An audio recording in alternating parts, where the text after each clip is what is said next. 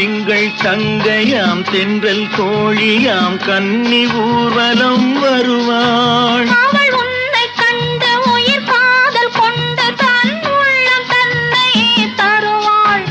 அவள் உன்னை கண்டு உயிர் காதல் கொண்டு தன் உள்ளம் தன்னை தருவாள். நான் அள்ளி கொள்ள அவள் பள்ளி கொள்ள சுகம் மெல்ல மெல்லவே புரியும். நான் அள்ளி கொள்ள அவள் பள்ளி கொள்ள சுகம் மெல்ல மெல்லவே புரியும். கை தொடு